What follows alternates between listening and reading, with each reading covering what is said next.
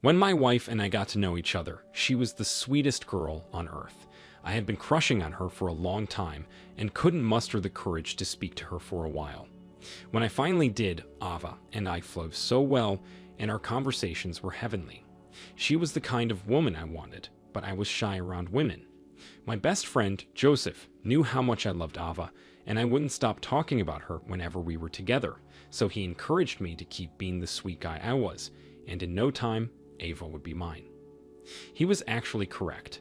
As I began to spend more time with Ava, go on dates, or take her to the movies, our bond grew stronger, and when I finally asked her to be my girlfriend, she couldn't say no. When I met Ava, we worked in different companies, and I was doing well financially. My only weakness was talking to women, but after Ava became mine, I didn't have to worry about that anymore. We dated for 2 years, and I made sure she was the happiest woman on earth within those 2 years.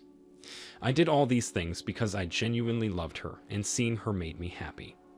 Also, before I proposed to Ava, she always told me that she didn't want the kind of public proposal where I'd have to invite her friends or throw a party, so I took note of that, and I asked her to join me on vacation, and within our 4-day vacation, I proposed to her, and she said yes. Immediately after we returned home, we began to make our wedding plans. We had a church wedding, and everything went blissfully. After our wedding, Joseph advised that we move into a bigger apartment, and being that he had been my childhood friend and best friend, I listened to him. Luckily for us, we could rent an apartment some house away from where he lived, so he just needed to walk for about 7 minutes before getting to my house, and this was just perfect for me. I didn't want a situation where I'd abandoned my best friend because I was married, and when I discussed it with Ava, she agreed. After we moved into the new apartment, the bond between Joseph, Ava, and me grew stronger. He wasn't married yet, so this allowed him to stay out late at our place or spend time outside until we were all tired. Also, I loved that Ava was finally getting along with Joseph and not uptight with him like she used to be. About a year after our wedding, my company laid off a lot of staff, and fortunately for me, I found another job, and the pay was even better. The only downside about my new job was that it required me to travel to other towns a lot, and I didn't have enough time to spend with Ava and Joseph like I used to, but I always tried to make up for my absence whenever I was around. And because Ava could not drive, I was forced to look for someone to drive her to work. We searched for a couple of people online, but Ava was uncomfortable with any of them, and in the end, I suggested Joseph, my best friend, since I trusted him, and Ava thought it was great too. Honestly, I chose Joseph because I believed he could look after Ava for me while I was not around, but little did I know I was making a terrible mistake. I knew Joseph had always been the flirty type and always had his way around women, but I didn't think he could disrespect me, break my trust, and destroy our 25 years of friendship. One day, I returned home on a Saturday, and I was so hungry that I had to stop at Joseph's house to eat before getting home. So I called him before entering our town, and he told me he was cooking. That was the main reason I dropped by his house first. I didn't want to go home yet because the last time I spoke to Ava, she told me she was shopping for groceries, so I calculated when she'd get home to cook, and going to Joseph's house was the best option. While we were eating, I noticed that he kept typing on his phone, and I believed it must have been some new girl he was trying to get laid with, so I didn't even bother asking him about it. So immediately, we were done eating, and Joseph tried to pack our plates while he still held onto his phone. His phone fell on the ground, and in my attempt to pick up his phone for him, I realized he had been chatting with Ava all along. She even sent him a half-naked picture of her in the bathroom, with a towel tied around her chest and her neatly waxed legs. I stared at the phone, and I could not utter a word. I didn't need a psychic to tell me Joseph was sleeping with Ava. I was so broken, and I left his house immediately. Ava was trying to cook when I got home, and I confronted her about Joseph. At first, she denied it and even asked if I had hit my head, but when I told her that Joseph was HIV positive, she dropped the pan and turned in my direction. Ava asked me if I was messing with her, but I told her Joseph had been HIV positive for a very long time, and that's when she broke down and began to cry. She admitted she had been with Joseph without protection the previous night, but I already knew. I just wanted her to say it. I yelled at her for putting our health at risk, and for breaking my trust, then I kicked her out of the house. We eventually did an HIV test, and we were both negative, but unfortunately for her, several weeks later, she tested positive for herpes. At that time, I was already processing our divorce papers, and shortly after that, we divorced. I could not believe that despite everything I had done for Joseph and Ava, they still chose to hurt me like that. So I got a restraining order for them and warned them never to come near me or my house.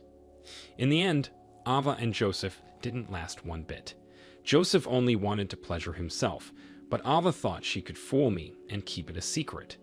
Finally, she begged me and said it was Joseph that misled her, but I wasn't buying any of that. Ultimately, I was forced to leave the apartment because it was toxic to my mental health.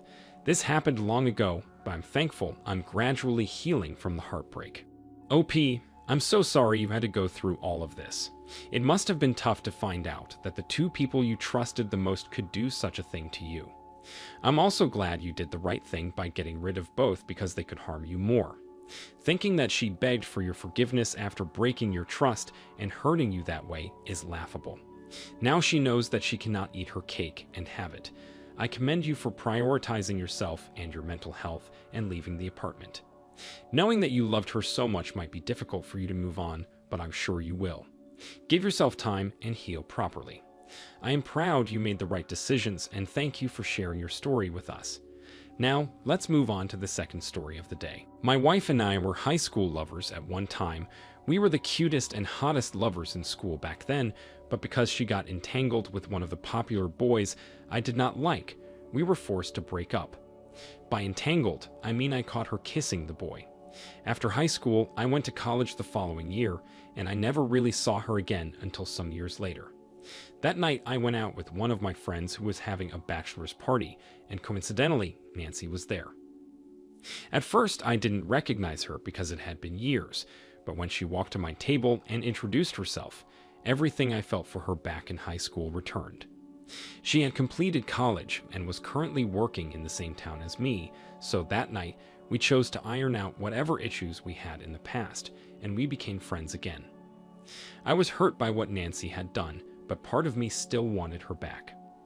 We exchanged contacts that night, and we began to talk to each other more. Then from there, we started going out and dating again.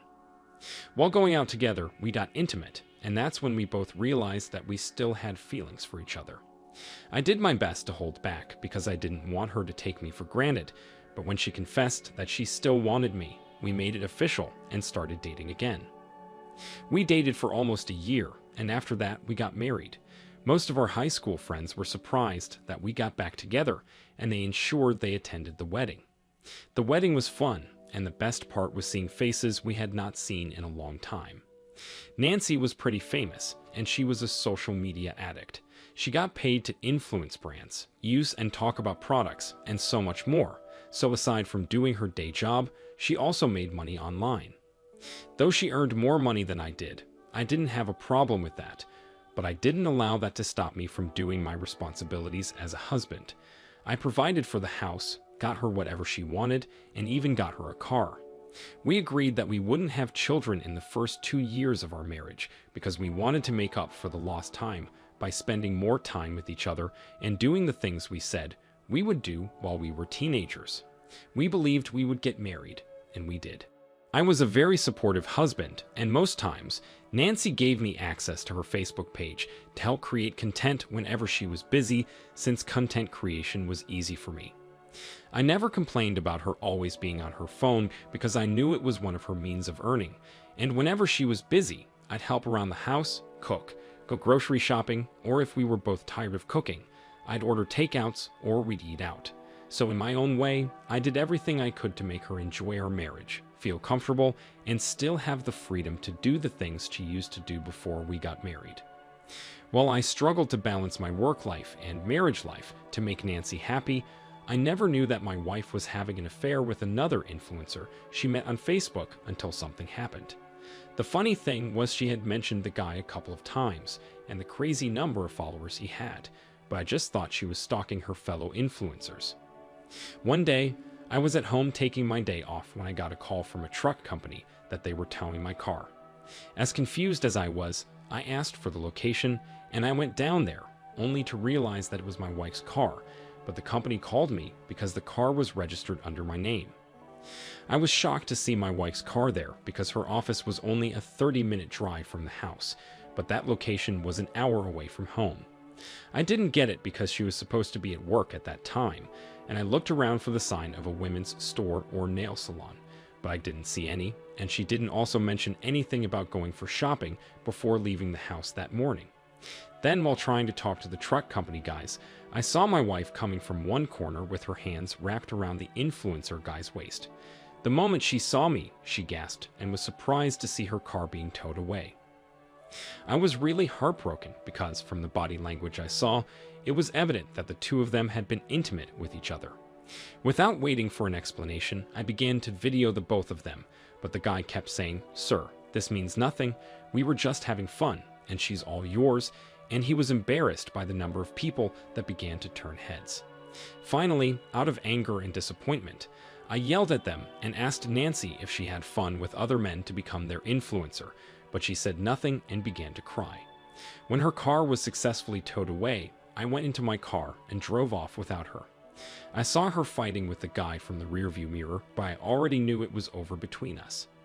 I got home and posted the video on her Facebook page because I had access to it, and I tagged the other influencer guy.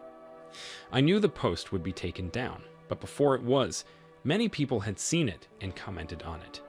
She tried to beg me when she came home, but she met her stuff scattered by the door. I asked her to pack her things and leave, and she did. She obviously had something for famous guys, so she could go on and live the life she wanted.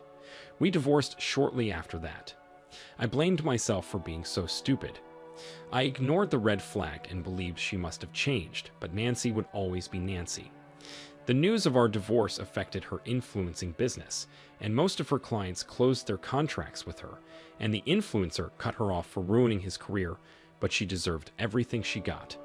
I've moved on now, and I'll be careful enough not to ignore red flags again in the future. OP, you were such a good husband, yet your ex-wife did not appreciate your efforts to make life comfortable for her. Not all men are like you, but she took what she had for granted. I'm happy you did not let her back into your life. She would have kept hurting you. It's almost unbelievable that she cheated on you in less than 1 year of marriage. I agree with you that she deserved everything that happened to her, and you've successfully gotten rid of a toxic spouse. I'm also sure you will not ignore red flags in the future again. I wish you all the best. Thank you all for taking the time to listen to today's stories. If you enjoyed listening, please feel free to like and subscribe if you haven't already. Also, comment below with your thoughts on what happened. Take care.